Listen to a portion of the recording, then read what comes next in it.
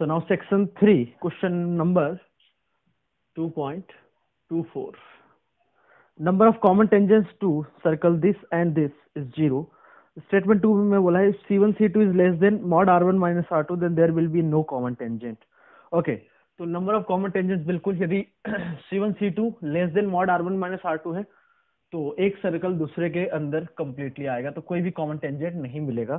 तो सबसे पहले हम स्टेटमेंट 1 की बात करते हैं। जो सर्कल्स है उसका सेंटर है पहले सर्कल का 1,2 सेंटर हो गया, C1 बोल दिया उसको, और रेडियस जो R1 होगी वो होगी 4 + 1 5 और 95 तो 10। ओके, दूसरा सर्कल है जिसका सेंटर हो गया 3,4 और रेडियस हो जाएगी 3 का स्क्वायर प्लस 4 का स्क्वायर तो 25 माइनस 16 तो 3 हो गया। तो यहाँ मैं C1 C2 में निकालूं तो कितना हो जाएगा, डिस्टेंस फॉर्मूला से 4 + 4 √8 दैट इज 2√2। तो मॉड R1 माइनस R2 यहाँ पर देखो मैं, मतलब यहाँ तो हमें पता है R1 माइनस R2 पॉजिटिव ही होगा, तो ये हो गया 7। तो C1 C2 ये होगा 1.4 × 2 मतलब 2.8 समथिंग। तो ये जो है R1 माइनस R2 से छोटा है, मतलब एक सर्कल दूसरे के अंदर कंप्लीटली आ रहा है, तो कोई भी कॉमन टेंजेंट नहीं होगा। तो स्टेटमेंट 1 भी ट्रू है और स्टेटमेंट 2 तो ट्रू है ही, और स्टेटमेंट 2 करेक्ट एक्सप्लेनेशन भी है स्टेटमेंट नंबर 1 का। So answer is a. Okay, कोई डाउट? नाउ 2.25 में क्या बोला है देखो, if late S1 S2 S3 the radical center of these circles taken pairwise is -2, -3.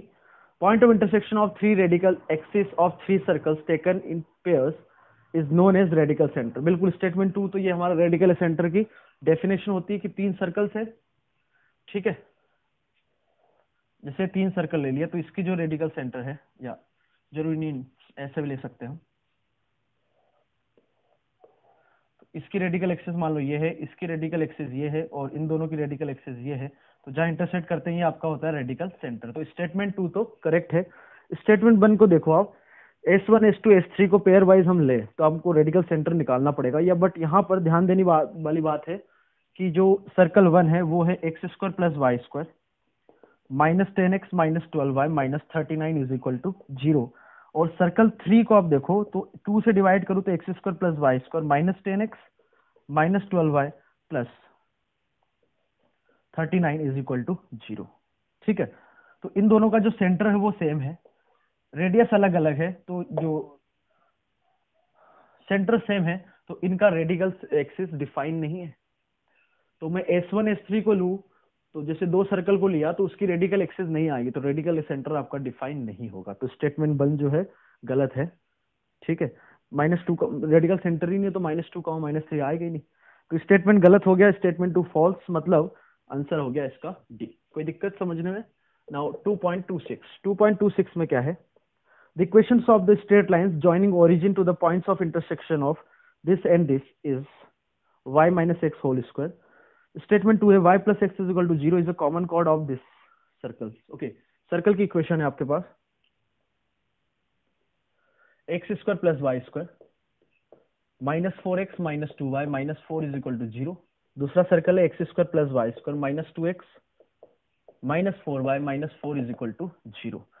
Statement 1 में बोला है the equations of the straight line joining origin to the points of intersection of this and this is y - x²।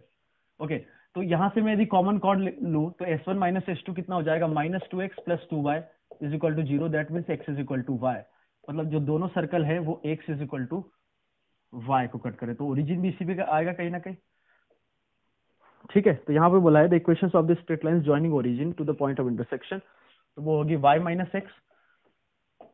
x²। बिल्कुल, तो y = x आपकी line आ गई जो इसकी दोनों की कॉमन कॉर्ड है, ठीक है। और यहाँ पर कुछ अलग बोला है, इसने क्या बोला है, straight line joining origin to the point of intersection. तो पॉइंट ऑफ इंटरसेक्शन ये जो किस पर आ रहा है, y = x, तो इसको ओरिजिन से मैं ज्वाइन करूं तो एक y = x लाइन, दूसरी y = x लाइन, तो सेम लाइन है ना। Statement 2 y + x = 0 is common chord of this circles. तो ये जो सर्कल है यही वाले है क्या, तो कॉमन कॉर्ड तो x = y है, तो यहाँ क्या है y + x, मतलब y = -x, तो ये तो गलत स्टेटमेंट हो गया। तो statement 1 is true and statement 2 is false, that means answer is C, ठीक है। नाउ 2.27 को देखो क्या है। Two orthogonal circles intersect to generate a common chord with substance complementary angle at their circumference. Statement 2 है, two orthogonal circles intersect to generate a common chord with substance supplementary angle at their centres.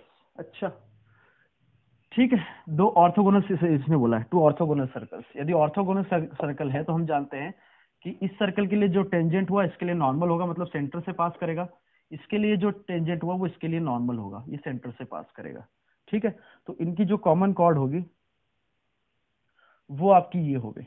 ठीक है, ये मान लो ए है, ये B है, तो ये भी सेंटर से पास होगा। तो ये जो एंगल है, ये एंगल, और इधर से बोला गया है ये एंगल, इसके बारे में बात कर रहा है। ये एंगल और ये एंगल, इसने क्या बोला है, common chord with substance complementary angles at their circumference, और two orthogonal circle intersect to generate a common chord with substance supplementary angles at their centres. ठीक है, तो ये एंगल आप बता सकते हो क्या? तो बिल्कुल बता सकते हैं। अच्छा, दो ऑर्थोगोनल सर्कल है ना, तो अब देखो, मान लो मैं इसको थीटा ले लूं, कितना ले लिया? थीटा। तो ये कितना होता है? ये 90 डिग्री होगा, ऑर्थोगोनल सर्कल से तो ये भी 90 डिग्री होगा। ठीक है, अब सेंटर्स को मैं ज्वाइन करूं। ठीक है, तो ये एंगल आपका थीटा बाई 2 हो गया, 90 माइनस थीटा, तो ये हो गया आपका pi by 2 minus theta by 2। तो ये भी पाई बाई 2 माइनस थीटा, मतलब ये पूरा एंगल कितना आ गया? Pi minus theta, complementary angle से। और यही कॉर्ड यदि सर्कमफेरेंस पे एंगल बना रही है तो ये कितना बनाएगी? Theta by 2। सेंटर पे जो एंगल बन रहा है उसका हाफ, और यही सर्कमफेरेंस पे कोई एंगल बना रही है तो इसका हाफ, दैट इज इसका हाफ, मतलब कितना हो गया? Pi by 2 minus theta by 2। तो दोनों को आप ऐड करते हो, पाई बाई 2 आ रहा है, तो सप्लीमेंट्री एंगल्स हो गए। ठीक है, दोनों स्टेटमेंट करेक्ट है, और स्टेटमेंट 2 जो है बिल्कुल करेक्ट एक्सप्लेनेशन है, क्योंकि यहां पर जो एंगल बनता है वो ट्वाइस बनता है। तो यहाँ सम यदि पाई बाय 2 है तो इधर सम कितना हो जाएगा? दोनों का ट्वाइस, ऐड करेंगे तो वो पाई आएगा। ठीक है, तो 27 का आंसर हो जाएगा A. Okay, now next is 28 for 2 into 28। देखो क्या है, for two non intersecting circles, okay, direct common tangents subtend a right angle at either of point of intersection of circles with line segment joining the center of the circles. Either of a point of intersection of circles with line segment joining the centers of the circles. अच्छा, दो non intersecting circles है, तो जो direct common tangent होगा वो ये होगा आपका। ठीक है, इसके सेंटर्स ये है, तो इन दोनों को यदि मैं ज्वाइन करूं तो ये कहाँ इंटरसेक्ट कर रहे हैं? यहाँ पर मान लो पी और क्यू पर। तो डायरेक्ट कॉमन टेंजेंट जो एंगल बनाएगा वो आपसे बोला है कि 90 डिग्री होगा। ठीक है, स्टेटमेंट 2 है, distance between the centres is more than sum of radii then circles are non intersecting. बिल्कुल, C1 C2 जो है वो greater than R1 plus R2 है, यही बोला है स्टेटमेंट 2 में। Distance between the centres is more than sum of the radii. तो इस केस में क्या होता है, एक सर्कल दूसरे सर्कल के एकदम बाहर आ रहा है, मतलब सर्कल्स कैसे हैं? नॉन इंटरसेक्टिंग है। नॉन इंटरसेक्टिंग है, यदि सर्कल इसके अंदर आ गया तो नॉन इंटरसेक्टिंग जब भी हो सकता है, बट सर्कल बाहर आएगा तब भी नॉन इंटरसेक्टिंग हुआ। तो इस केस में क्या होता है कि सर्कल एक जो है दूसरे के कंप्लीटली बाहर आ रहा है। तो स्टेटमेंट 2 तो करेक्ट है, कोई दिक्कत नहीं है। स्टेटमेंट 1 पे फिर से आते हैं हम। For two non intersecting direct common tangent सबसे right angle at either of point of intersection of circle with line joining the centres of the circles. Point of intersection of circles with line joining centre of the circle, मतलब हाँ इन्हीं की बात कर रहा है। ठीक है, तो इसको हम ऐसे समझ सकते हैं, ध्यान से सुनना, ध्यान से सुन रहे हो ना, कि इसको मैं डायमीटर मान के एक सर्कल ड्रॉ करूं, जैसे ये सर्कल है, तो पॉइंट पी और क्यू इसके हमेशा अंदर आएंगे। पी और क्यू को मैं डायमीटर सॉरी इसको और इसको डायमीटर मान के एक सर्कल ड्रॉ करूं, तो पी और क्यू आपके हमेशा अंदर आ रहे हैं, तो सर्कमफरेंस पे कितना एंगल बनाएंगे भाई? यदि इसको डायमीटर माना है, इसको बोल दो आप ए और बी, तो ए बी जो है सर्कमफरेंस पे कितना एंगल बनाएंगे? 90 डिग्री। अब जैसे ही पॉइंट बाहर होता तो वो 90 से कम हो जाएगा, और अंदर होता है तो 90 से ज्यादा हो जाएगा। तो पी और क्यू हमेशा ट्रायंगल के अंदर आएंगे, तो ये जो एंगल बनेगा हमेशा ऑब्ट्यूस एंगल बनेगा। तो स्टेटमेंट 1 गलत हो गया, इसने क्या बोला है? 90 डिग्री बनाए, तो वो ऑब्ट्यूस एंगल बनेगा। समझ में आया? नहीं आया?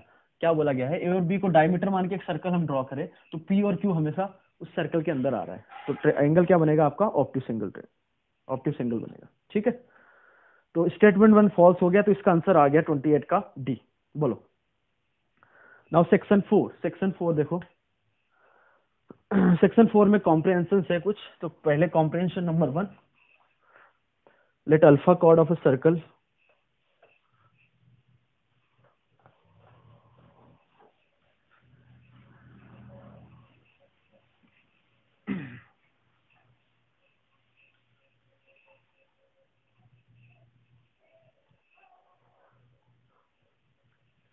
comprehension 1 for question number 1.29 to 2.29 to 2.31, let alpha chord of a circle be that chord of the circle which subtends an angle alpha at the center। Alpha chord किसको बोला गया है कि कोई भी सर्कल है जिसका सेंटर मान लो ये है, तो वो ये जो कॉर्ड है वो सेंटर पे एंगल अल्फा सस्टेन कर रही है, तो उसको अल्फा कॉर्ड बोला गया है। ठीक है, नाउ 2.29 मतलब ये जो एंगल है वो अल्फा होगा। यदि इसको अल्फा कॉर्ड बोल दिया मतलब ये जो एंगल सस्टेन करेगा कॉर्ड सेंटर पे, उसको क्या बोला गया है? अल्फा। ठीक है, नाउ 2.29 में इस x plus Y is equal to 1 is alpha chord of X square plus Y square is equal to 1 then alpha is equal to okay. तो अल्फा मतलब क्या हो गया कि एक सर्कल है, कोऑर्डिनेट एक्सिस ये ओरिजिन, और x plus Y is equal to 1 कौन सी कॉर्ड हो गई? ये जिसका x इंटरसेप्ट y इंटरसेप्ट कितना है? 1 और 1। तो ये एंगल कितना आ रहा है? 90 डिग्री। सिंपली डायग्राम से हो गया आपका, तो 90 degree. Answer is B. Now 2.30 में क्या बोला है देखो, if slope of a pi by 3 chord of X square plus Y square is equal to 4, इसका रेडियस कितना है? 2।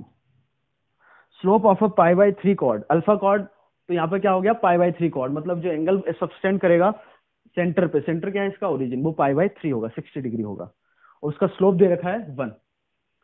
स्लोप 1 दे रखा है मतलब कॉर्ड कुछ आपकी यदि यहां से पास हो गई तो वो तो 90 डिग्री होगा, इधर ऑब्ट्यूस मतलब कुछ कॉर्ड जो है ऐसी होगी। अच्छा, स्लोप 1 बोला है, ओके, तो स्लोप 1 ऐसे नहीं होगा, स्लोप 1 ऐसा होगा। ठीक है, ये आपका ओरिजिन हो गया, और इसका स्लोप 1 है, तो लाइन हो गई आपकी y is equal to X plus कुछ कांस्टेंट k ऐड कर दिया, स्लोप 1 है। ठीक है, और ये जो एंगल है वो कितना बन रहा है? 60 डिग्री। 60 डिग्री। इसकी रेडियस कितनी है? 2। तो एक काम करो, यहां से आप परपेंडिकुलर डालोगे तो ये एंगल उसका हाफ हो जाएगा। तो पहले कितना पाई बाय 3 था, तो ये कितना हो गया? Pi by 6, that is 30 degree. तो 2 cos 30 कितना हो जाएगा? √2 इंटू √3/2, मतलब ये जो डिस्टेंस है कितनी आ गई? √3 के बराबर।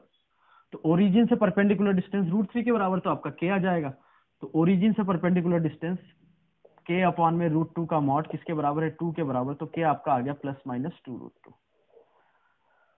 तो कौन सा ऑप्शन करेक्ट हो गया? y is equal to X और +2 √2, इसके साथ x के साथ 2 √2 या -2 √2। तो ये तो कोई सा ऑप्शन करेक्ट नहीं आ रहा है। देन द इक्वेशन इज, हाँ ये आ रहा है ना, कौन सा? B option. उसको लिखूं मैं तो y is equal to X -2 √3, 2 √3 हो रहा है ये। अच्छा, जो एक मिनट, इस डिस्टेंस जो है वो √3 के बराबर है, हमने 2 ले ली, रेडियस के बराबर थोड़ी ना, ये डिस्टेंस √3 के बराबर है, तो ये हो गया +-√6, √6।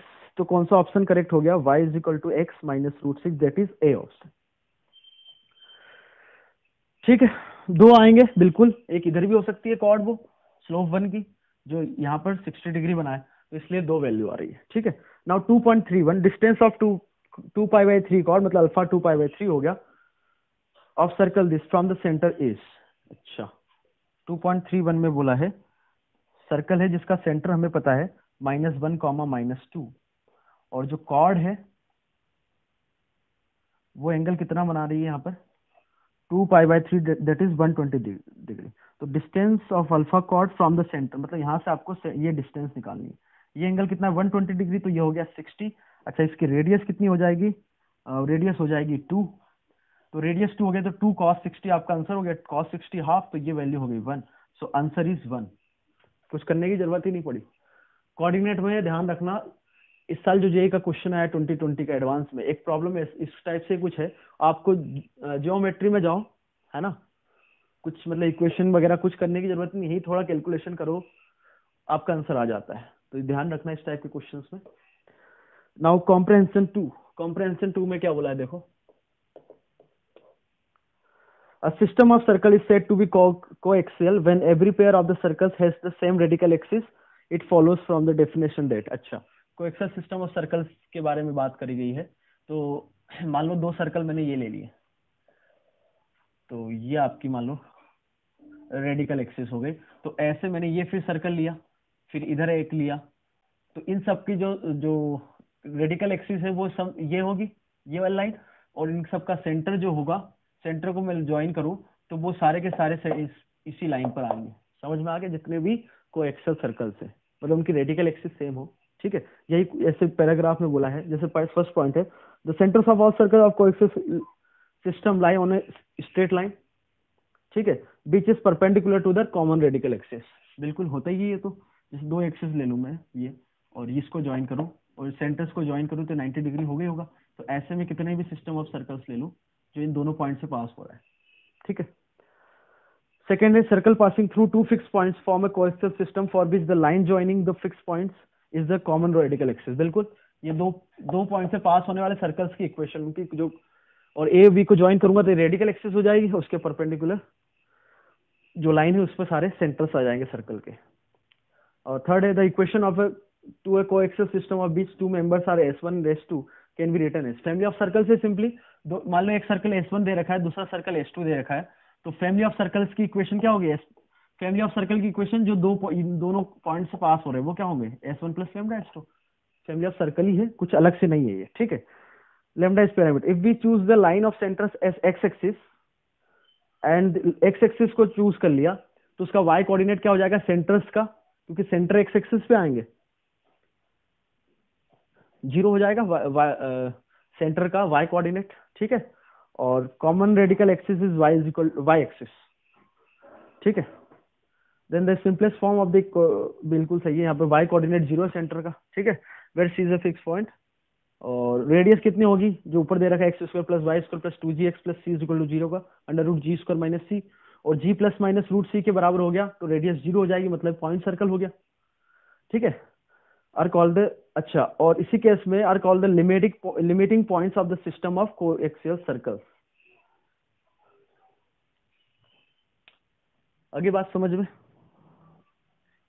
मतलब मैं लिमिटिंग पॉइंट किसको बोला है?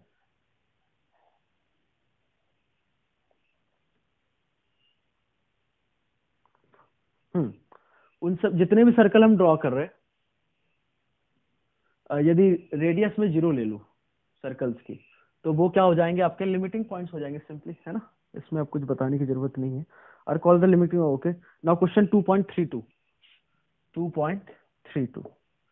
the equation of the circle which belongs to the coaxial system of circles for which the limiting points are 1 comma minus 1 2 comma 0 and which passes through the origin। ठीक है, लिमिटिंग पॉइंट दे रखे हैं तो उनसे हम पॉइंट से point circle तो ले ही सकते हैं। जैसे हम क्या करते हैं फैमिली ऑफ सर्कल में कि मान लो 1,2 को टच कर रहा है, एक सर्कल जो है इस लाइन को 1,2 पे टच कर रहा है, तो हम क्या करते हैं? पॉइंट सर्कल ले लेते हैं।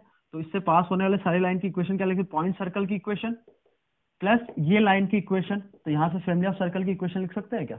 तो यहां पर भी दो पॉइंट दे रखे हैं, तो उन पॉइंट से पॉइंट सर्कल की इक्वेशन क्या हो जाएगी? एक पॉइंट है 1 कॉमा माइनस 1, तो इसी को सेंटर मान के एक सर्कल की इक्वेशन लिख सकते हैं जिसकी रेडियस 0 है। तो वो क्या हो जाएगी? x माइनस 1 का whole square plus y plus 1 का whole square plus lambda times of दूसरा सर्कल हो जाएगा x माइनस 2 का whole square plus y square. ठीक है, अब इस फैमिली में हमें वो वाला सर्कल बताना है जो ओरिजिन से पास कर रहा है, तो ओरिजिन इसको सेटिस्फाई करेगा, तो 0,0 रख दो तो ये हो जाएगा 2 plus lambda 4 is equal to 0। So that means lambda is equal to minus half. Lambda आप माइनस हाफ उठा के रख दो तो आपके सर्कल की इक्वेशन आ गई। ठीक है, नाउ 2.33, अच्छा 2.33 देखो,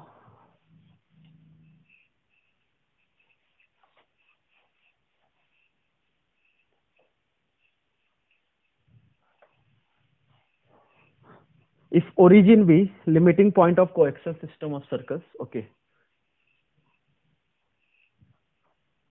origin be the limiting point of coaxial system of circle, one of whose member is this, then the other limiting point is, बिल्कुल कोई दिक्कत नहीं है।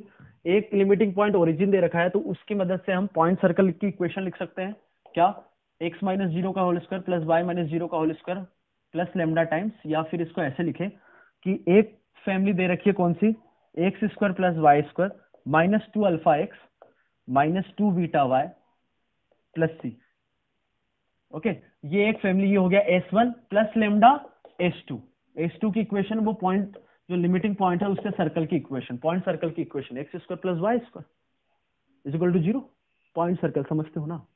ठीक है, तो ये आपके आगे कोएक्सियल सिस्टम, जो कोएक्सियल सिस्टम ऑफ सर्कल्स की इक्वेशन, मतलब फैमिली ऑफ सर्कल की इक्वेशन आ गई। ठीक है, तो हमें दूसरा लिमिटिंग पॉइंट बताना है। तो दूसरा लिमिटिंग पॉइंट में क्या होता है कि रेडियस उसकी जीरो की तरफ जाती है। तो यहां से देखो आप, X square plus Y square coefficient क्या है, 1 प्लस लेमडा, तो ये हो जाएगा माइनस टू अल्फा अपॉन में 1 plus lambda X minus two beta upon में 1 plus lambda Y plus C upon में 1 plus lambda is equal to zero. तो इसकी रेडियस को हम क्या कर दे, जीरो। तो रेडियस क्या होती है भाई, या रेडियस का स्क्वायर, अरे आर जीरो है या उसका स्क्वायर जीरो करूँ एक ही बात है ना। तो आर स्क्वायर क्या होगा यहाँ से, अल्फा अपॉन में 1 प्लस लेमडा का whole square plus beta upon में 1 प्लस लेमडा का whole square minus c upon में 1 plus lambda is equal to zero. तो यहां से कहानी आ गई, alpha square plus beta square is equal to c 1 plus lambda. 1 plus lambda can not be zero denominator में, तो प्लस 1 प्लस लेमडा आ गया तो वो सर्कल ही नहीं बचेगा, इसलिए। अरे कुछ समझ में आ रहा है ना? तो यहां से आपके पास ये वैल्यू आ गई। तो इसका जो सेंटर है, हाँ रेडियस हमने जीरो कर दी, तो जब सेंटर आएगा वही आपका लिमिटिंग पॉइंट हो जाएगा। समझ में आ रही है? तो इसका जो सेंटर है वो क्या है, अल्फा अपॉन में 1 प्लस लेमडा और बीटा अपॉन में 1 प्लस लेमडा। तो 1 अपॉन में 1 प्लस लेमडा की वैल्यू कितनी हो गई यहाँ से, सी अपॉन में alpha square plus beta square. तो इसको उठा के यहाँ रख दो, तो 1 अपॉन में 1 प्लस लेमडा, तो ये हो गया alpha c. So this is equivalence to alpha c upon में alpha square plus beta square. और दूसरा पॉइंट हो गया बीटा सी अपॉन में alpha square plus beta square. तो ये आपका लिमिटिंग पॉइंट आ गया दूसरा। एक तो ओरिजिन था, दूसरा ये आ गया। कोई दिक्कत? ओके, तो कौन सा ऑप्शन करेक्ट हो गया? सी अल्फा सी बीटा, तो ऑप्शन बी इज करेक्ट। ठीक है, नाउ 3-4 में देखो, the equation of the radical axis of the system of coaxial circles this. तो यहां पर जो देखो, ध्यान से देखो, जो फैमिली ऑफ सर्कल की इक्वेशन दे रखी है कुछ इस फॉर्म में दे रखी है। ये सर्कल है आपका plus lambda times of line L, line दे रखी है 2x, या ऐसे समझो 2 times of ax minus b y plus 1 is equal to zero. Okay, तो इक्वेशन ऑफ रेडिकल एक्सिस क्या हो जाएगी, एक सर्कल और ये एक लाइन, उससे पास होने वाले सर्कल्स की इक्वेशन ये दे रखी है आपको, फैमिली ऑफ सर्कल। क्या ये बात समझ में आ रही है? तो रेडिकल एक्सिस आपकी यही लाइन होगी क्या, वो लाइन क्या होगी, ये है क्या? तो दैट इज रेडिकल एक्सिस आ गई x minus b y plus 1 is equal to zero. Family of circle बहुत इंपॉर्टेंट टॉपिक है, ध्यान रखना।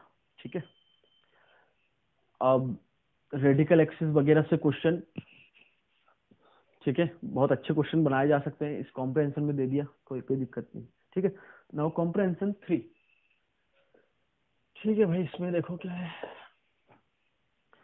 इसमें दे रखा है 2 variable chords A B and B C of a circle this are such that AB is equal to BC A and AMN are the midpoints of AB and BC respectively, such that the line joining AMN intersect the circle at P and Q. P is closer to AB and O is the center of the circle. कुछ ऐसा बोला गया है इसमें कि दो point लिए हमने, इस पर कौन कौन से P और Q। सर्कल की equation simply x square plus Y square is equal to a square. Radius कितनी होगी इसकी, A, और सेंटर किसको बोला है, ओरिजिन। ओरिजिन है ही उसका, उसको नाम दे दिया है O। ठीक है, 2 variable chords A B and B C. तो ए बी फिर उसके बाद बी सी। ठीक है, ए बी और बी सी की लेंथ क्या है, ए और ए। ओके, आगे बढ़ते हैं। एम और एन जो है मिड पॉइंट है ए बी और बी सी के, तो इसका मिड पॉइंट एम और इसका मिड पॉइंट एन। ठीक, such that the line joining M N intersect the circle at P and Q. तो P और Q, where P is closer to AB, मतलब ये वाला पॉइंट P हो गया, ये वाला पॉइंट Q हो गया। Okay, where P is closer, then angle OAB। अब 2.35 देखो, एंगल OAB, OAB, ठीक है, OAB एंगल हमें निकालना है, तो OA और OB। अच्छा, AB कितना दे रखा है, A के बराबर, ये OA रेडियस के बराबर होगा, ये OB रेडियस के बराबर, तीनों साइड बराबर, मतलब ट्रायंगल OAB क्या है, इक्विलेटरल ट्रायंगल है। तो एंगल ये भी 60 डिग्री, ये भी 60 डिग्री, ये भी 60 डिग्री, तो OAB पूछा है, मतलब ये एंगल, तो कितना हो गया वो 60 डिग्री, ऑप्शन बी। नाउ 36 में भी देखो, angle between tangents at A and C। Okay, A पर टेंजेंट ड्रॉ किया, और कहाँ टेंजेंट ड्रॉ किया, C पर, मान लो वह ये है, तो इनके बीच का एंगल जो है वो बताना है हमें, ठीक है। तो यहाँ से परपेंडिकुलर डाला, तो ये परपेंडिकुलर तो है ही, रेडियस को ज्वाइन किया तो सॉरी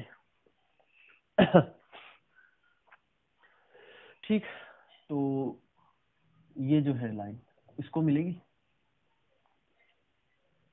मिलेगी ना, बिल्कुल, हाँ, क्योंकि ये एंगल और ये एंगल इक्वल होता है, ठीक है। और ये 90 डिग्री है, ये कितना निकाला था हमने 60, तो ये कितना हो गया 30, ये एंगल कितना हो गया 30, तो एंगल कितना हो गया 60 डिग्री अगेन, तो ऑप्शन सी। तो angle between tangents at A and C, तो इनके बीच का एंगल कितना हो गया 60 डिग्री। ओके, कौन सा ऑप्शन आ गया 36 का, सी, ठीक है। Now 37, locus of the point of intersection of tangents at A and C is, locus of point of intersection of tangents at A and C, मतलब ये पॉइंट है कुछ R, इसका लोकस निकालना है, तो ये H, K हो गया, ठीक है। अब यहां से देखो आप, इसका हमें लोकस निकालना है, तो इसका लोकस निकालने के लिए हमें ये पता है कि ये साइड कितनी है A, और इसको एक मिनट हटा दो, कंफ्यूज करेगा ये 60 डिग्री, तो ये पॉइंट क्या है R, ये 30 डिग्री, बहुत कुछ पता है हमें यार। तो AR जो होगा, या फिर OR, ये 60 डिग्री है ना, तो cos 60 कितना होगा, आप तो ये बताओ।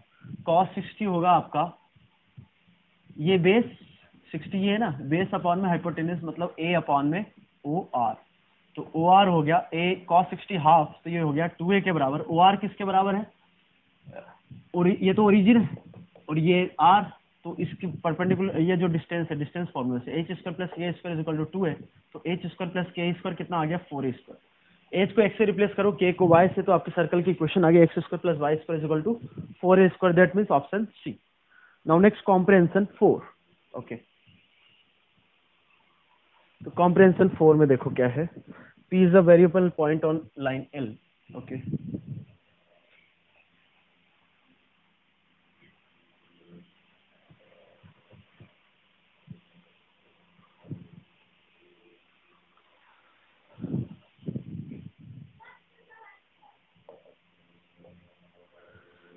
P is a variable point on the line L is equal to 0. Tangents are drawn to the circle from P to touch it at Q and R. The parallelogram PQSR is completed. Okay. किसी line L पर, इस line N पर आपका point क्या आ रहा है P, ठीक है।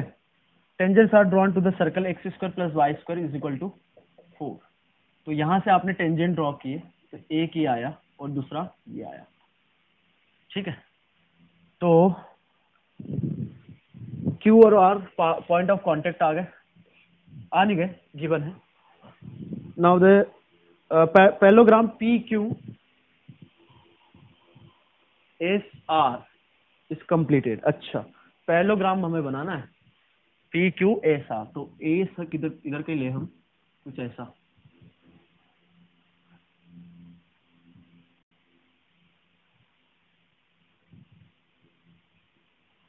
हाँ, तो ये पैरेललोग्राम है, ठीक है, दोनों पैरेलल, ये दोनों पैरेलल। अच्छा, अब P से PQ और PR बराबर होगा, क्योंकि एक्स कोई भी पॉइंट में बाहर लू सर्कल के, तो वहां से लेंथ ऑफ टेंजेंट बराबर होगी, तो PQ और PR बराबर है, तो PQ और SR भी बराबर हो गया, PR मतलब सारी साइड्स बराबर हो गए, ये दोनों बराबर है तो दोनों बराबर होगी, तो चारों साइड बराबर है, मतलब ये जो है पैरेललोग्राम रोम्बस है आपका। रोम्बस है तो डायगोनल परपेंडिकुलर होंगे, हमें बहुत कुछ कहानियां पता है फिर, ठीक है। इनको ज्वाइन करूं तो एंगल 45 होगा आधा, हाफ बाय जो डायगोनल होंगे वो एंगल बाइसेक्टर होंगे साइड्स के, ओके।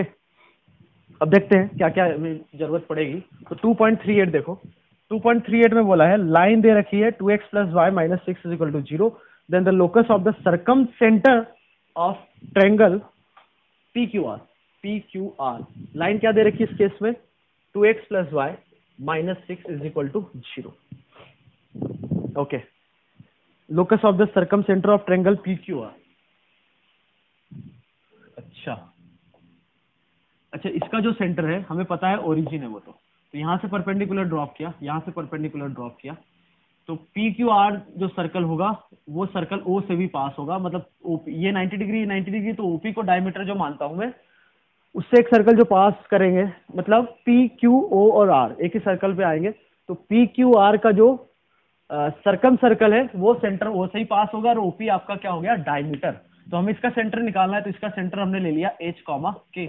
तो इस पे मैं कोई भी एक पॉइंट ले सकता हूं T, एक्स कोऑर्डिनेट T लिया तो Y कोऑर्डिनेट हो गया 6 माइनस 2T, ये ओरिजिन है। तो H हो गया आपका this plus this by 2H हो गया, तो T by 2 is equal to H, this plus Y coordinate, तो 3 माइनस टी किसके बराबर हो गया K के बराबर। अब T को हटा दो तो T कितना हो गया 2H, तो T की वैल्यू यहाँ रख दो, तो 3 minus 2H is equal to K, so this means K को रख दिया Y, H को रख दिया X, तो Y प्लस 2X कितना आ गया 3। तो यही आपका सर्कम सेंटर का लोकस आ गया ट्रायंगल PQR के, ठीक है।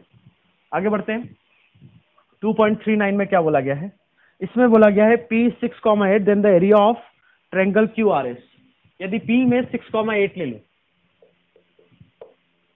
अच्छा डायग्राम फिर से बना लेते हैं यार, है ना, उसको रहने देते हैं।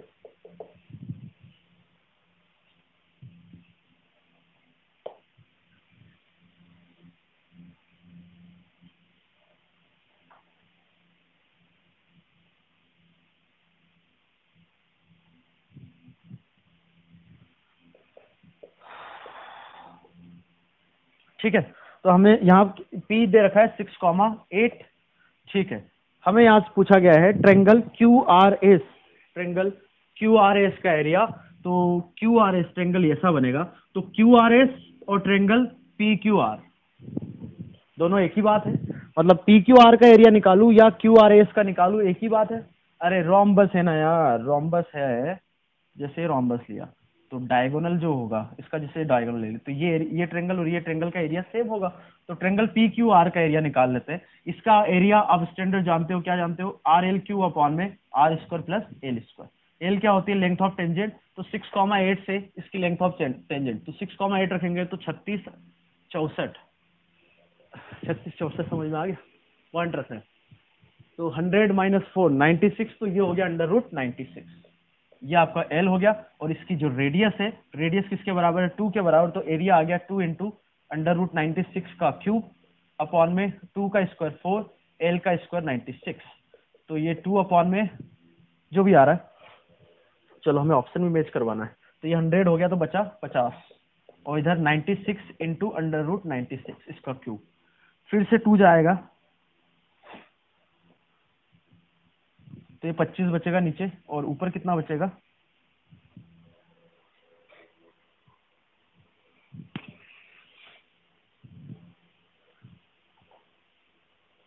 अच्छा अंडर रूट 6 के टर्म में है ये, ओके। तो यहाँ कितना बचेगा 48, और 96 को हम लिख सकते हैं 16 इंटू 6, तो वो आएगा 4 इंटू अंडर रूट 6, और 48 इंटू 4,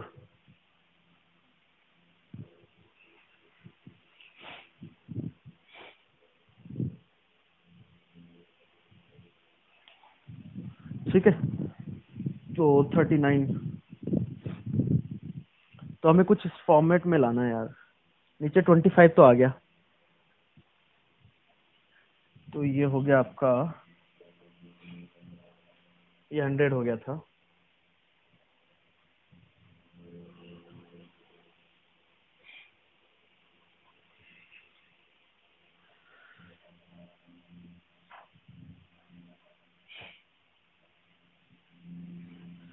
√6 के टर्म में तो दे रखा है, तो 2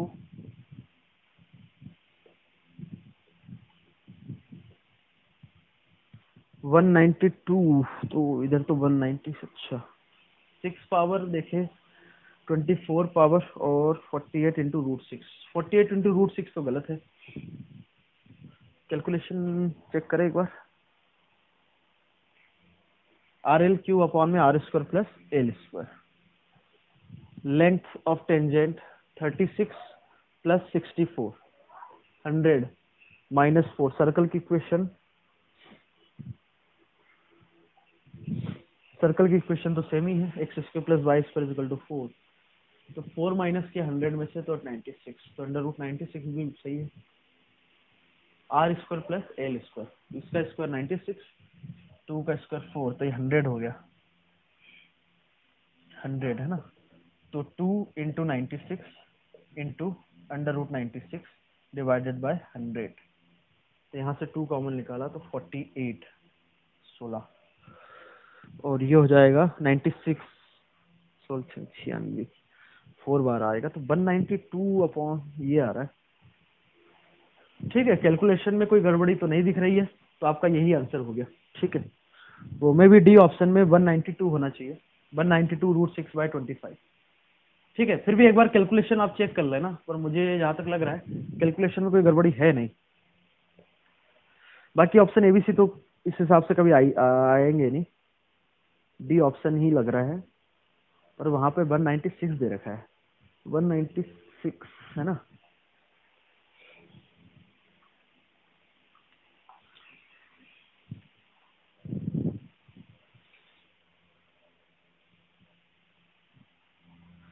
अच्छा, यदि हम देखें भी यही होगा यार, कोई दिक्कत नहीं है, फॉर्मूले में भी कोई दिक्कत नहीं है, कहीं भी दिक्कत नहीं है।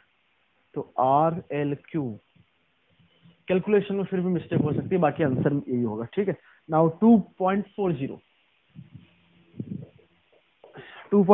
है P3,4, then the coordinates of S is. अच्छा, इसको एक बार और ट्राई करके देखते हैं, 6,8 है ना। तो कॉर्ड ऑफ कॉन्टेक्ट की इक्वेशन हम लिख सकते हैं QR की इक्वेशन क्या हो जाएगी?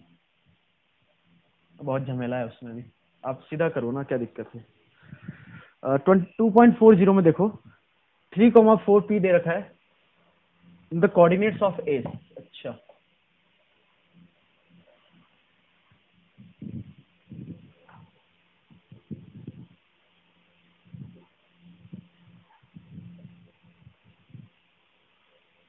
ये 3,4 है, एस का कोऑर्डिनेट निकालना। अच्छा, सर्कल तो हमारे पास है x² plus y² equal to 4, then the coordinate of S is, इसका कोऑर्डिनेट निकालना है। ये है P, Q, R और S। ठीक है, तो ये तो रोम्बस था, तो जो डायगोनल है परपेंडिकुलर होंगे, बाइसेक्ट भी करेंगे, है ना।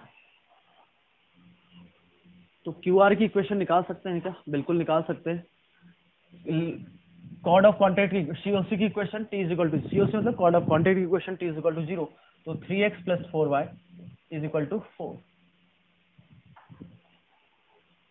तो इसकी इक्वेशन आ गई आपके पास। अभी इसकी इक्वेशन आ गई, तो क्या ये पॉइंट पता चल सकता है क्या?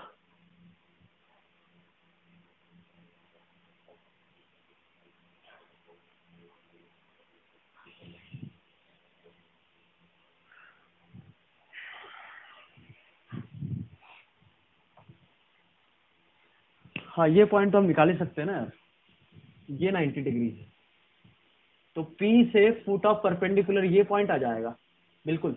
तो फुट ऑफ परपेंडिकुलर हो गया x माइनस 3 अपॉन में 3, y माइनस 4 अपॉन में 4 is equal to foot of perpendicular निकालना है। तो अब फुट ऑफ परपेंडिकुलर क्यों निकाल लो, सीधा इमेज निकाल लो। तो P की इमेज QR में S होगा क्या? तो इमेज के लिए -2 टाइम्स कर दो, 3,4 इसमें रखो तो 9 प्लस 16 माइनस 4 अपॉन में A² प्लस B², 9 प्लस 16 25। अब इसको सॉल्व कर लो, आपका जो x और y आएगा वो s होगा। समझ में आ गया? QR के रिस्पेक्ट में P की इमेज आपकी s हो गई क्या? ठीक है, तो ये 2.40 हो गया। अब आगे बढ़े हम। तो मैट्रिक्स टाइप के क्वेश्चन है आपके पास।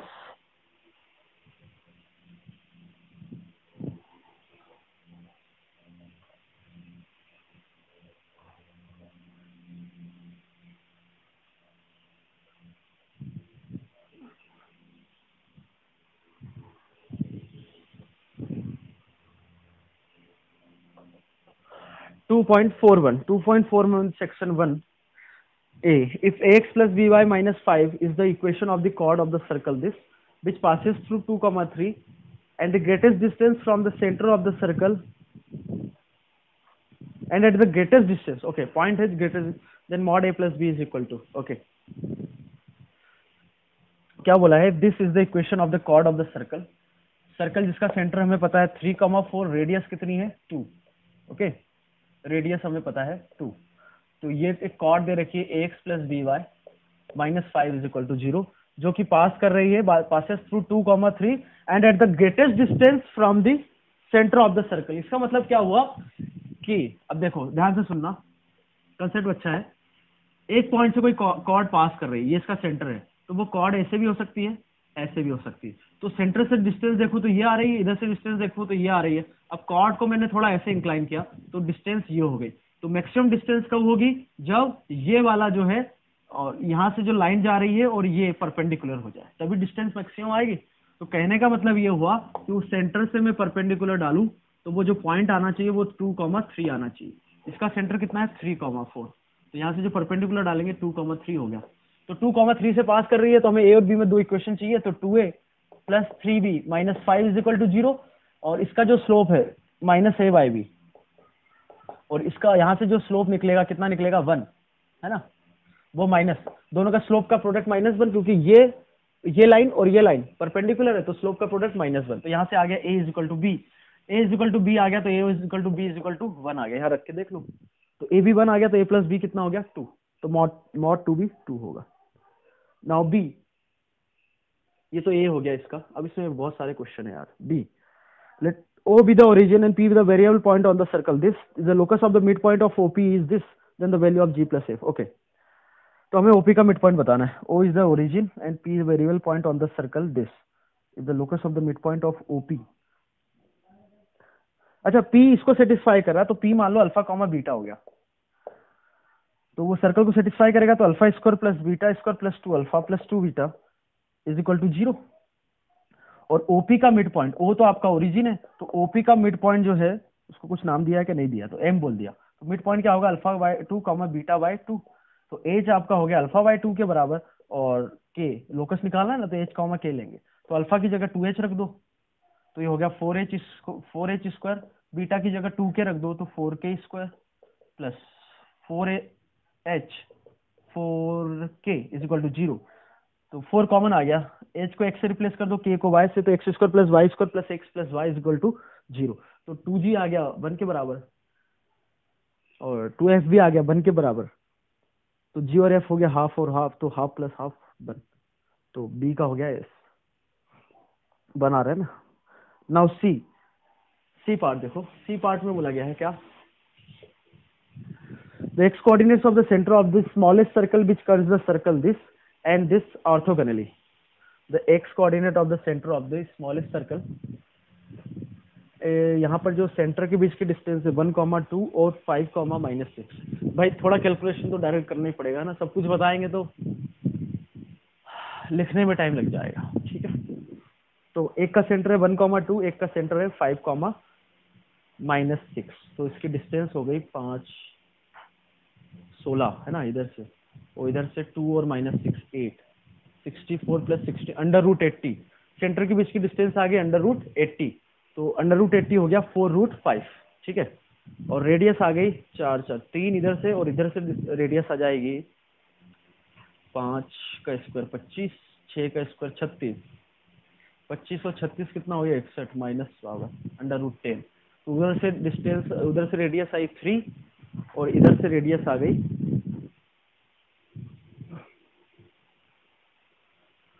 √10, है ना।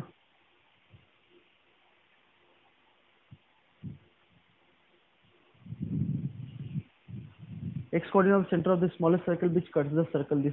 तो दोनों एक दूसरे C1 C2 जो आ रहा है वो R1 प्लस R2 से ज्यादा आ रहा है, मतलब सेंटर के बीच की डिस्टेंस रेडियस के सम से भी ज्यादा है। 4√5 इधर आ रहा है, उधर 3 और √10, 3 प्लस √10 आपका लगभग कितना होगा, 6 पॉइंट समथिंग।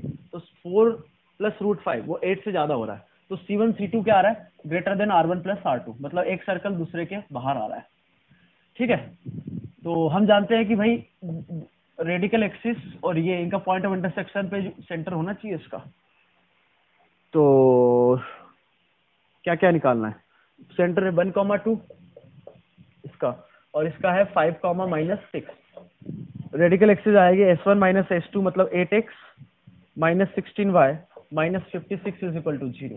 तो ये हो गया 8 कॉमन आ रहा है क्या, बिल्कुल। तो 2y minus 7 is equal to 0, और इनको दोनों ज्वाइनिंग करने वाली इस लाइन की इक्वेशन, इस लाइन की इक्वेशन L1 है, तो दोनों का पॉइंट ऑफ इंटरसेक्शन निकाल लूं, तो इसी पर आपका सेंटर आ रहा है।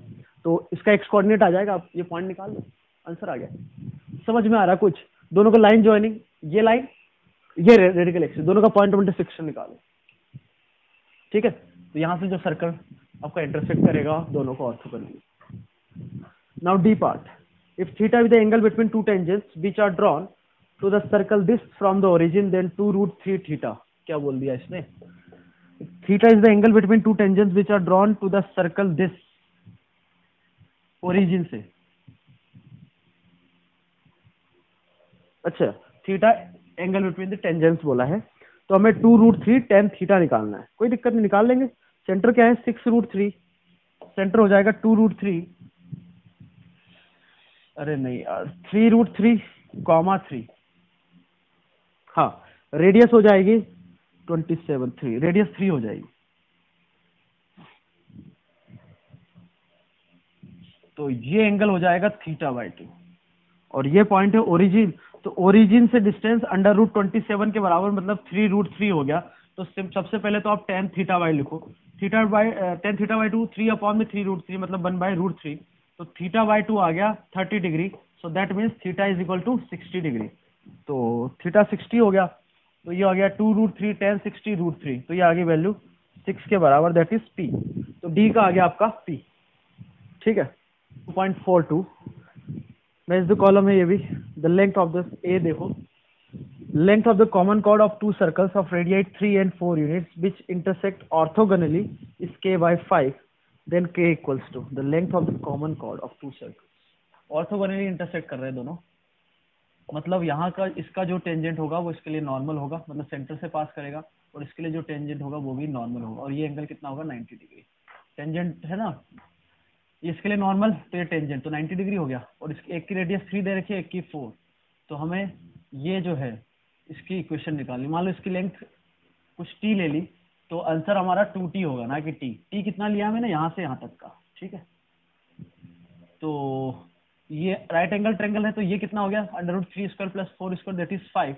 तो 5 आपका होगा, पाइथागोरस लगाओ, तो ये जो पार्ट, इतना पार्ट प्लस इतना पार्ट 5 के बराबर, तो ये हो जाएगा √9 - t² प्लस ये हो जाएगा 16 - t²। अब यहाँ से आप t के लिए सॉल्व कर लो, कुछ समझ में आ रहा है। तो आंसर t नहीं होगा, ध्यान रखना, आंसर 2t होगा। ठीक है, B part, the circumference of the circle this is bisected by this circle this, then p + q। B part इसी का, the circumference of this circle, जिसका सेंटर क्या है -2, -6।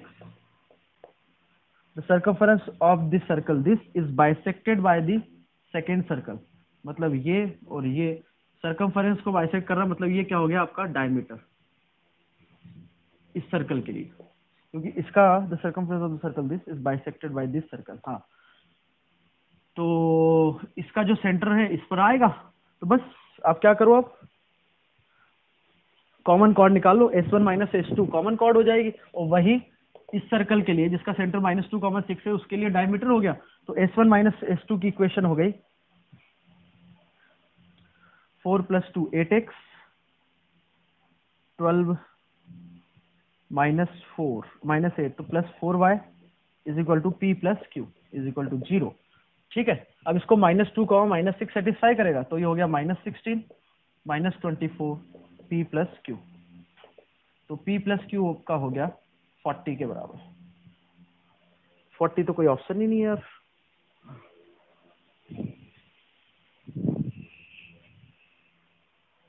The circumference of the circle this is bisected by the circle, दूसरा circle जो है जिसमें Q है, इसका सेंटर है -2 -6, then P plus Q is equal to,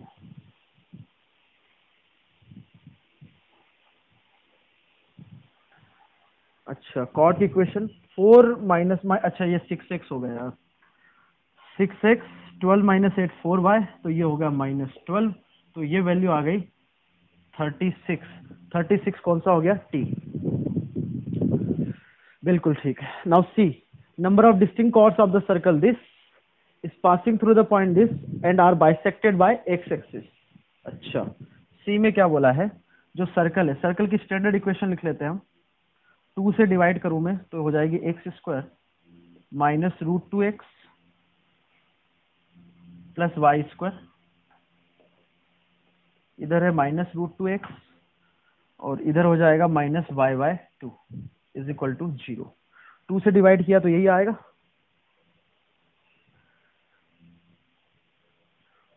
हाँ ठीक है। Number of distinct chords of the circle this passing through this point and are bisected by x axis. x axis उसको बाइसेक्ट कर रही है, मतलब x एक्सिस बाइसेक्ट कर रही है, मतलब पॉइंट जो हमने कुछ ले लिया यहाँ पे t, 0, तो ये जो है कॉर्ड का मिड पॉइंट हो जाएगा। तो equation of the chord whose mid point is given क्या होता है, t is equal to S1। अब t is equal to S1 किससे पास हो रहा है, √2, 1/2 से।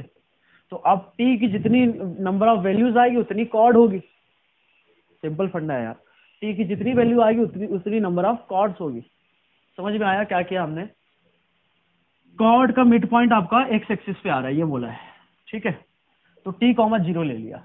तो equation of the chord whose mid point is given क्या होता है, t is equal to S1। ये लिखते आता है ना। अब ये जो है √2, 1/2 से पास हो रहा है, तो अब t की वैल्यू निकाल लो। अरे √2, 1/2 रखोगे तो इक्वेशन पूरी t में कन्वर्ट हो जाएगी। तो t की जितनी भी वैल्यू उतनी नंबर ऑफ डिस्टिंक्ट कॉर्ड्स हो गए। t की एक ही वैल्यू आई तो एक ही कॉर्ड हुई। ठीक है, अब डी पार्ट इसका देखो। One of the diameters of the circle circumscribed the rectangle ABCD is this. If A and B are this, then the area of the rectangle is equal to one of the diameters of the circle circumscribing the rectangle ABCD। AB point दे रखा है, rectangle बोला है, तो मान लो circle, ये circle, इसको सर्कमस्क्राइब कर रहा है रेक्टेंगल ABCD को। A पॉइंट दे रखा है -3, 4, B पॉइंट दे रखा है, क्या दे रखा है, 5, 4। तो अब इसको ध्यान से देखो तो ये लाइन हो गई y is equal to 4। If A and B are the points this, then the area of the rectangle is equal to, अच्छा तो ये साइड तो आपकी 8 के बराबर हो गई। अच्छा, इसका एक और डायमीटर दे रखा है आपको, डायमीटर दे रखा है 4y is equal to x plus 7। तो इस पर कोई पॉइंट आ रहा है क्या, मतलब डायमीटर इन पॉइंट से पास होने वाला है क्या? -3, 4 सेटिस्फाई कर रहा है क्या? तो नहीं कर रहा है। 5, 4 नहीं कर रहा है। -3, 4 नहीं कर रहा है, कोई नहीं कर रहा है। तो ये डायमीटर कोई भी हो सकता है। तो सेंटर, ये तो कंफर्म है कि सेंटर इसी पर आएगा। ठीक है, ओके, काम हो गया हमारा। कैसे? इन दोनों का जो मिड पॉइंट होगा, मिड पॉइंट क्या होगा, क्या होगा भाई, 5, 1, 4, ये आपका मिड पॉइंट हो गया। ठीक है, तो डायमीटर से पास होने वाली एक लाइन क्या हो जाएगी, इसका परपेंडिकुलर, AB का परपेंडिकुलर बाइसेक्टर, ये कॉर्ड है ना, तो उसका परपेंडिकुलर बाइसेक्टर सेंटर से पास होगा। तो ये लाइन हो गई x इज इक्वल टू 1, तो सेंटर आ गया आपका 1, x कोऑर्डिनेट 1 हो गया, तो y कोऑर्डिनेट कितना हो गया, 2। सही है, एक बार चेक कर लो। x 1 तो 8/4, 2, बिल्कुल ठीक है। तो हमें इसका क्या निकालना है, एरिया। तो ये लेंथ तो 8 हो गई, ये साइड तो 8 दे रखी है। ठीक है, दे नहीं रखी है, ए बी का डिस्टेंस, ठीक है। और हमें ये निकालना है, तो ये लेंथ कितनी हो गई, ये लेंथ हो गई आपकी 2 के बराबर, तो ये कितना हो जाएगा, ये भी 2, तो ये साइड आ गई आपकी 4 के बराबर, तो साइड से आ गए 8 and 4, तो एरिया हो गया 8 into 4 दैट इज 32। तो ये आपका डी पार्ट हो गया। नाउ सेक्शन, नेक्स्ट सेक्शन जो भी है 6 इसमें लिखा है, आई थिंक ये 4 है, जो भी सेक्शन हो, इंटीजर टाइप वाला।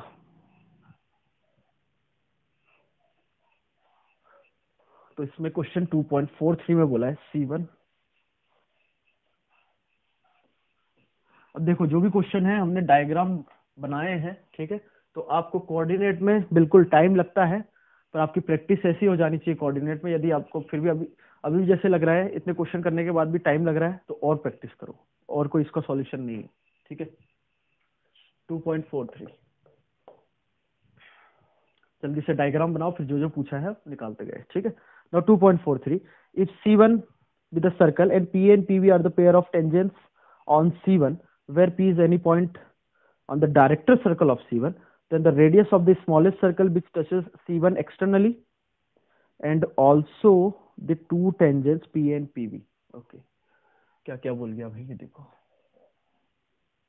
P से टेंजेंट ड्रॉ किया इधर और इधर, सर्कल की इक्वेशन दे रखी है x square plus Y square plus 3/2√2 का होल स्क्वायर, मतलब इसका सेंटर ओरिजिन है।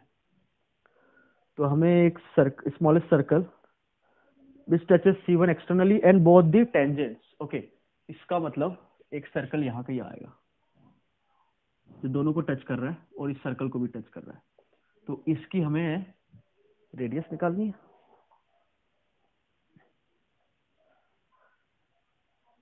हाँ, रेडियस ही निकालनी है, इसकी रेडियस चाहिए, ठीक। तो इसकी रेडियस हमें पता है कितनी है, वो 3 + 2√2 के बराबर, ओके। और ये 3 + 2√2 है, तो ये जो होगा, जो सेंटर होगा, इसका जो बाइसेक्टर है उसी पर आएगा, कोई दिक्कत, ठीक है। इसकी रेडियस हमने r ले ली, क्या ले ली, r, ओके। पॉइंट P कुछ है क्या, पॉइंट P आपका, हाँ पॉइंट P डायरेक्टर सर्कल पे आ रहा है, डायरेक्टर सर्कल पे आ रहा है, मतलब इसकी रेडियस इसके √2 टाइम्स, तो ओरिजिन से P की डिस्टेंस क्या हो जाएगी, √2 टाइम्स ऑफ ये, तो √2 से मल्टीप्लाई करेंगे तो 3√2 + 2 × 2 4, तो OP हमें पता है, ओके। OP पता है, तो OP को हम डिवाइड कर सकते हैं कुछ पार्ट में, कैसे कि इसको मान लो C, तो OC + CP, ठीक है। OP को हम लिख सकते हैं OC + CP, तो OC जो होगा वो इसकी रेडियस मान लो कैपिटल R बोल दो, इसकी रेडियस R है, तो capital R plus small r, ये कैपिटल R है, ठीक है, स्मॉल r प्लस ये डिस्टेंस निकाल सकते हैं क्या, तो ये डिस्टेंस निकालने के लिए हमें किसकी जरूरत पड़ेगी, ये एंगल बाइसेक्टर है ना। अच्छा, डायरेक्टर सर्कल पे पॉइंट P आ रहा है, तो ये 90 डिग्री होगा। डायरेक्टर सर्कल पे कोई भी पॉइंट लूं मैं, सर्कल पर टेंजेंट ड्रॉ करूं, तो टेंजेंट के बीच का एंगल क्या, डायरेक्टर सर्कल की डेफिनेशन ही यही होती है यार, locus of point of intersection of tangents, और उनके बीच का एंगल कितना, 90 degree, having included angle 90 degree, okay.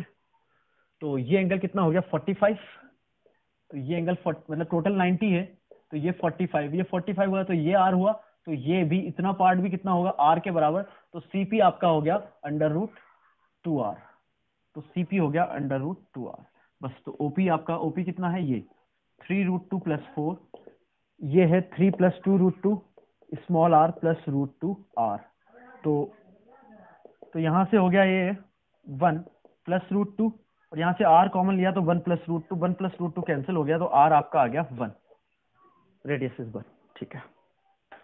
Now next 2.44, a circle touches the hypotenuse of a right angle triangle at its middle point and passes through the middle point of the shorter side if 3 unit and 4 unit be the length of the sides and R is the radius of the circle, then find the value of 3R। अच्छा, shorter, चलो हम coordinate axes में ले लेते हैं, कोई दिक्कत तो नहीं है ना ऐसे लेने में।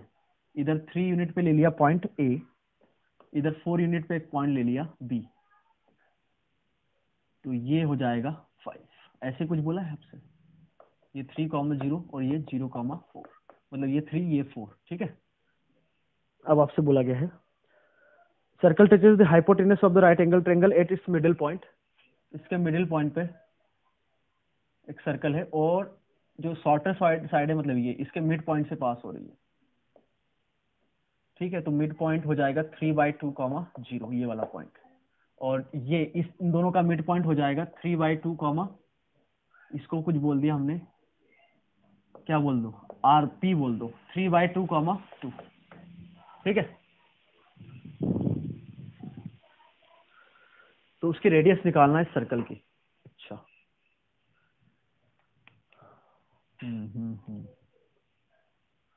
तो हो गया क्या यार, कैसे? इसका जो सेंटर है, सेंटर से हमें मतलब नहीं, रेडियस से मतलब है। तो मैं सर्कल की इक्वेशन ही निकाल सकता हूँ। कैसे? एक लाइन को किसी पॉइंट पर टच करने वाले सर्कल की इक्वेशन, एक पॉइंट सर्कल लिख लो इसके फैमिली ऑफ सर्कल की, और लाइन की इक्वेशन तो एस प्लस लेमडा है R2, तो x माइनस 3/2 का whole square plus y minus, ये पॉइंट सर्कल हो गया 3/2, 2 पर, और लाइन की इक्वेशन, लाइन की इक्वेशन है x/3 प्लस y/4, ठीक है, x/3 plus y/4 -1 is equal to 0। अब हमें ये वाला सर्कल चाहिए उस फैमिली का, तो वो कहां से पास हो रहा है, 3/2, 0 से, तो 3/2, 0 से पास करवा दो, क्या दिक्कत है।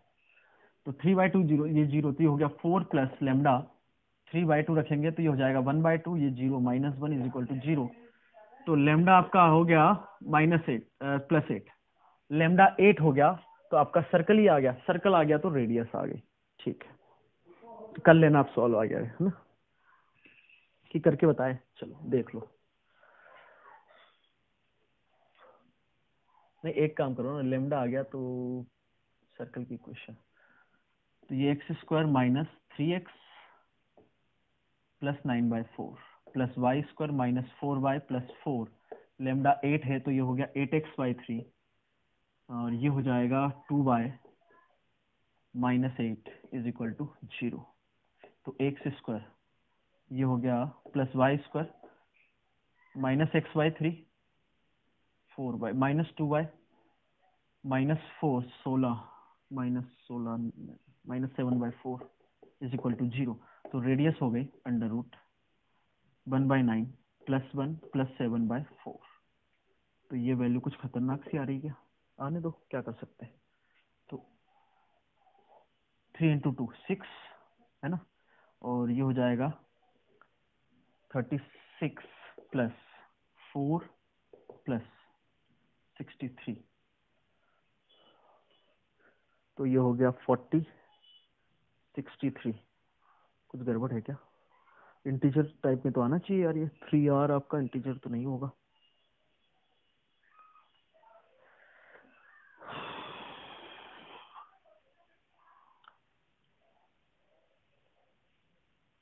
एक बार चेक करें क्या,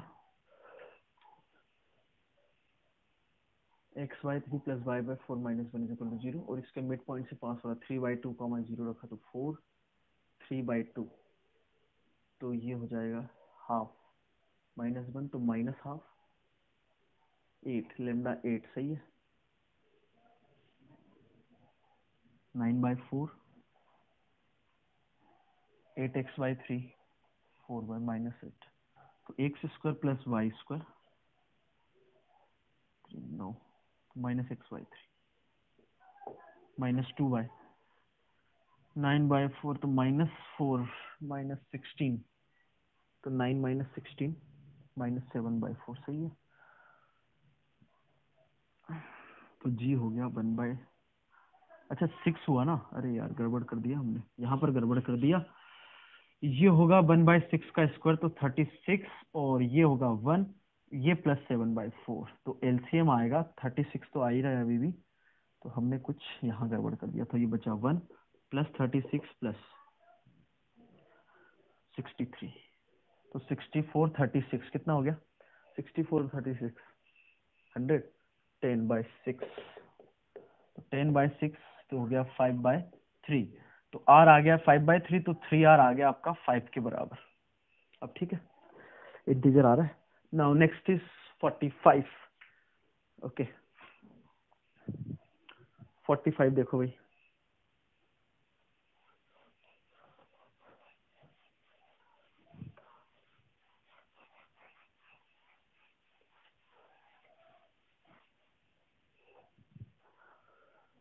Now 2.45 देखो, a circle with center in the first quadrant is tangent to this and the y-axis.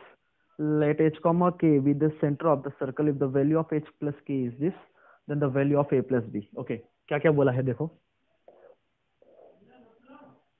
Circle with center in the first quadrant, y is equal to x plus 10. y is equal to x plus 10 कुछ ऐसी line होगी। अच्छा, दोनों parallel line से, और दूसरी line है y is equal to x minus 6, तो x 6, 0 और y इंटरसेक्ट नेगेटिव, ऐसी लाइन है। तो y is equal to x, दोनों पैरेलल लाइन से भाई, स्लोप 1 है, ठीक है। और एक सर्कल जो है इसको टच कर रहा है, तीनों को, इसको और y एक्सिस को टच कर रहा है, मतलब सर्कल आपका कुछ ऐसे हुआ,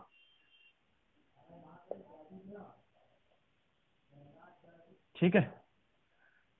तो इसका सेंटर मान लो मैंने ले लिया h कॉमा के। अब इसने बोला है, ध्यान रखना क्या बोला है, कि जो सेंटर है अब इन फर्स्ट क्वाड्रेंट में आ रहा है, ठीक है। तो h और k दोनों पॉजिटिव होंगे, फर्स्ट क्वाड्रेंट में हमने ले लिया, ठीक है। तो हमें h प्लस के निकालना है, h प्लस के निकालना है, ठीक है भाई। तो y एक्सिस को टच कर रहा है, तो यही रेडियस हो गई। रेडियस किसके बराबर हो गया, h के बराबर। मॉड h नहीं लेंगे क्योंकि हमें पता है h और k पॉजिटिव है। ओके, तो रेडियस इसकी r हो गई। तो सेंटर से परपेंडिकुलर डिस्टेंस दोनों के लिए r के बराबर, तो h कॉमा k से डिस्टेंस, तो k minus h minus 10 upon में √2 का मॉड किसके बराबर होगा, h के बराबर। एक ही है, और इधर के लिए h कॉमा k से डिस्टेंस, तो k minus h plus 6 upon में √2 का मॉड भी h के बराबर होगा। तो यहां से हम सॉल्व करें, और इसको सॉल्व करें तो h और k आ जाएगा। ध्यान रखना h और k पॉजिटिव है, तो स्क्वायरिंग करनी पड़ेगी, करना पड़ेगा यार, इसको स्क्वायर करो। तो k स्क्वायर नहीं करते, k माइनस h माइनस 10 किसके बराबर होगा, प्लस माइनस √2h के बराबर। यहां से आ जाएगा k minus h plus 6 plus minus √2h के बराबर, ठीक है। h और k दोनों पॉजिटिव है।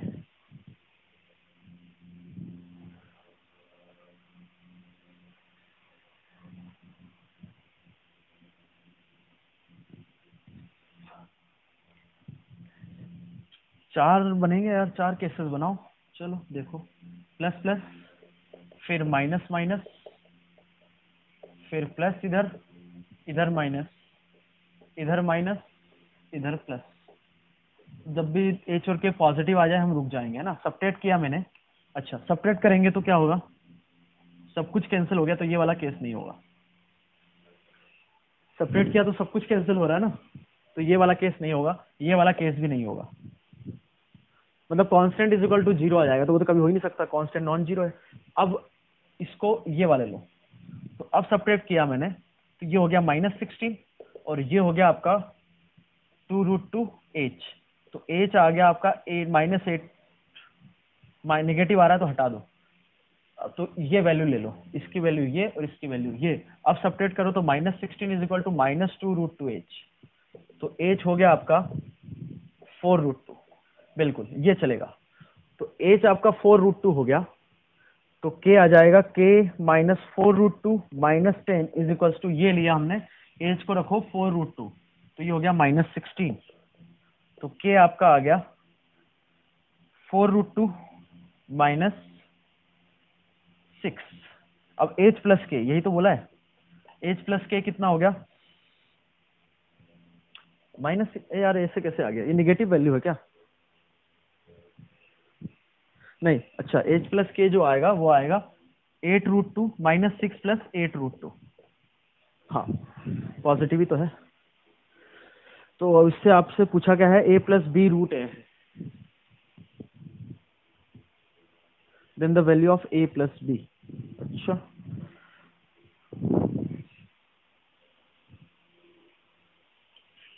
कोई गड़बड़ी है इस फॉर्मेट में तो आ ही नहीं रहा है। With the centre of the circle then the value of h plus k is a b root a। मतलब यहाँ पर गड़बड़ है, ये जो है ये कुछ ऐसा नहीं आएगा। चलो देखते हैं एक बार फिर से।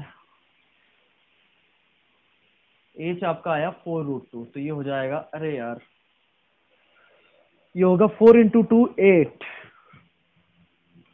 तो ये बचेगा, कितना बचेगा, +2। अब ऐड करेंगे तो ये आएगा 2 + 8√2, तो ये वैल्यू a हो गई और ये वैल्यू b, ये तो a ही, तो a + b हो गया 8 + 2 दैट इज 10। अब ठीक, okay. Now last question of this assignment 2.46 A is a circle having center 0, a and radius b is less than a। अच्छा, b is less than a, चलो देखेंगे। A variable circle centered at alpha, 0 and touching circle S meets the x-axis at m and point P is this on the y-axis such that angle MPN is a constant for any choice of alpha, then find lambda। अच्छा, diagram बनाएंगे तो कुछ समझ में आएगा भाई क्या क्या बोल रहा है। S is a circle having center 0, a, तो यहाँ से डिस्टेंस a है, तो b जो बोला गया है a से छोटा, मतलब उसकी जो रेडियस है a से छोटी, मतलब ओरिजिन सर्कल के बाहर आ रहा है, इसका मतलब बस इतना हुआ, ठीक है। तो इसका सेंटर क्या हो गया, क्या था यार सेंटर, 0, a, रेडियस कितनी है b। दूसरा सर्कल है alpha, 0, variable circle centre alpha and touching the circle s meets the x axis, इसका सेंटर अल्फा, 0 और इसको टच कर रहा है,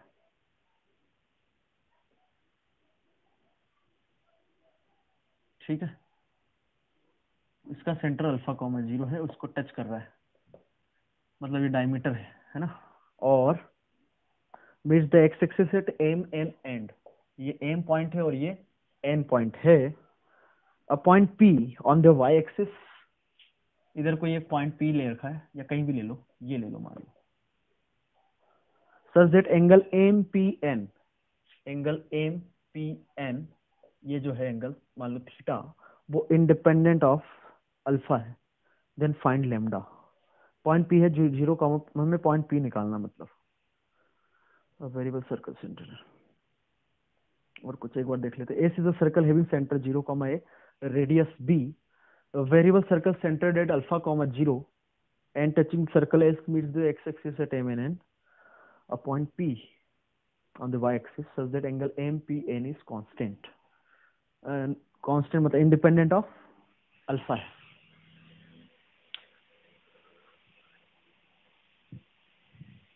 ओके अच्छा, इसकी रेडियस कुछ दे रखी है क्या, and touching the circle S meets the x-axis, अच्छा बस इतना दे रखा है, सेंटर अल्फा, 0 है, तो इसकी इक्वेशन हो जाएगी x माइनस अल्फा का whole square plus Y square is equal to, इसकी मान लो रेडियस r स्क्वायर है, ठीक है। अब ये दोनों टच कर रहे हैं, एक्सटर्नली टच कर रहे हैं, तो C1 C2 कितना होगा, R1 प्लस R2, तो सेंटर के बीच की डिस्टेंस, तो C1 C2 is equal to R1 plus R2, तो इसका स्क्वायर कर दे, कोई दिक्कत है क्या। C1 C2 हो जाएगा alpha square plus a square, और R1 इसकी रेडियस b और इसकी रेडियस क्या ली हमने r, तो इसका स्क्वायर, ठीक है। चलो एक काम करते, स्क्वायरिंग नहीं करते, तो under root is equal to this, तो ये हो गया b प्लस r, तो r यहाँ से हम हटा सकते हैं, अल्फा के टर्म में आ गया, मतलब एक वेरिएबल आ रहा था ना r, जो हेडेक था, तो वो यहाँ से कम हो गया, टच कर रहे हैं ना, ये दे रखा है।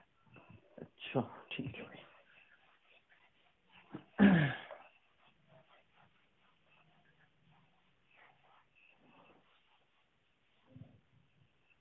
r हमें पता चल गया, ओके।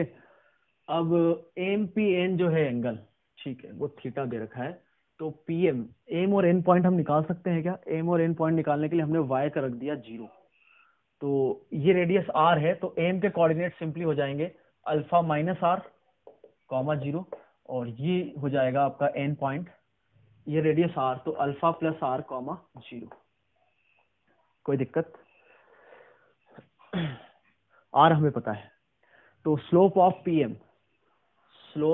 एम पी पॉइंट भी नहीं पता हमें, अच्छा वो तो निकालना ही है, तो पी पॉइंट को हमने कुछ ले लिया 0, टी ले लिया, तो हमें टी बताना है lambda plus minus lambda times under root a square, वो जो दे रखा है, क्या दे रखा है, हाँ 0, देखा plus minus lambda under root a square minus b square, तो लेमडा निकालना है, मतलब के हमें टी निकालना है ए और बी के टर्म में, ठीक है।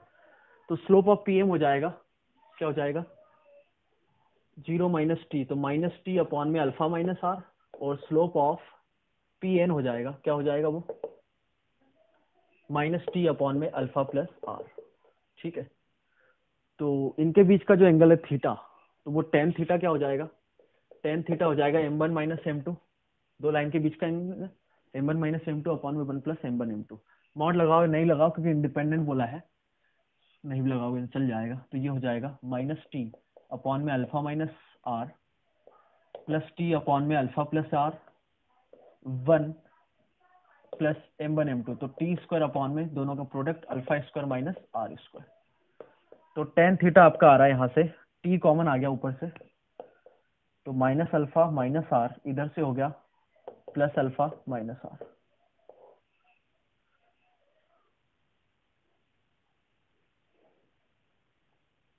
ठीक है। और जो alpha square minus r square इधर एलसीएम लेने के बाद वो कैंसिल हो जाएगा, तो बचेगा alpha square minus r square plus t square, और आर को ध्यान रखना ये हमें दे रखा है, आर जो है ए बी और अल्फा के टर्म में है पता है, ठीक है। तो टेन थीटा हो रहा है आपका, अल्फा अल्फा कैंसिल हो गया, ऊपर आ गया माइनस 2r टी अपॉन में alpha square minus r square plus t square, या ऐसे लिखो alpha square plus t square minus r square,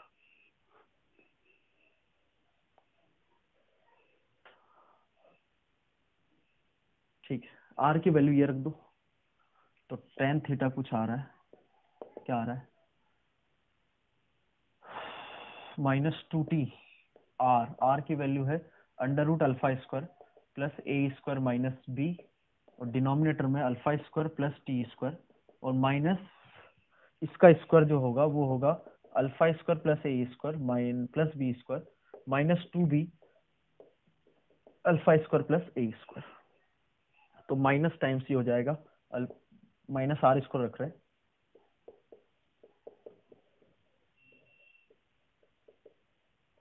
okay. तो टेन थीटा आपका कुछ आ गया minus 2t under root alpha square plus a square minus b whole divided by alpha square cancel हो गया, और 2b कॉमन ले लिया, तो इधर बचा, हाँ ठीक ठीक, alpha square plus a square, और इधर माइनस के साथ क्या क्या बचेगा, वो बचेगा आपका a square plus B square minus T square, 2b common लिया था भूल मत जाना जी, ठीक है। अब ये पूरी कहानी जो है, टी तो हमारा क्या था, इसका वाई कोऑर्डिनेट, ओके, यहाँ तक कोई दिक्कत तो नहीं है ना, टी हमारा वाई कोऑर्डिनेट था, ए नोन है उसका टेंशन नहीं है, बी भी नोन है, ए बी ये हमें दे रखा है, ए और बी दे रखा है, तो ये पूरी कहानी। अब इसमें जो भी पैरामीटर टी जो है अल्फा के टर्म में, कैसे हम आर जो है अल्फा के टर्म में लिख सकते थे, तो उसको हमने लिख दिया। अब ध्यान से देखो, ये कहानी अल्फा के इंडिपेंडेंट चाहिए, ये पूरी कहानी, तो ये तो रेशो हो गया, ये तो अलग हो गया, ठीक है, बी है ये टी है, यहाँ से कोई मतलब नहीं है, तो ये अल्फा के इंडिपेंडेंट चाहिए, तो मतलब ये वाला पूरा फैक्टर कैंसिल हो जाना चाहिए,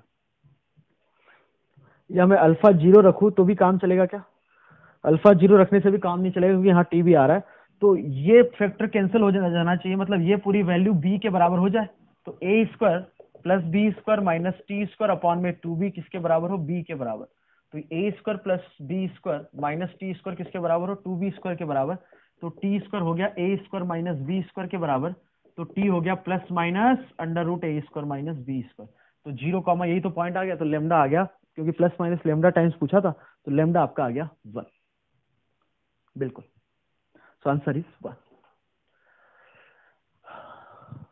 कोई समस्या, ठीक है, तो ये आपका क्वेश्चन नंबर, लास्ट क्वेश्चन हो गया। कोऑर्डिनेट में पहले भी बोल चुका हूँ, एक बार फिर से बोल रहा हूँ, प्रैक्टिस आपकी अच्छी होनी चाहिए, और कोई भी क्वेश्चन देख के कैलकुलेशन दिख रहा है तो घबराना नहीं है, और प्रैक्टिस करो, यदि आपको ऐसा लग रहा है कि यार कैलकुलेशन नहीं हो पा रहा है, तो और प्रैक्टिस करो, और कोई इसका अल्टरनेटिव नहीं है। ओके।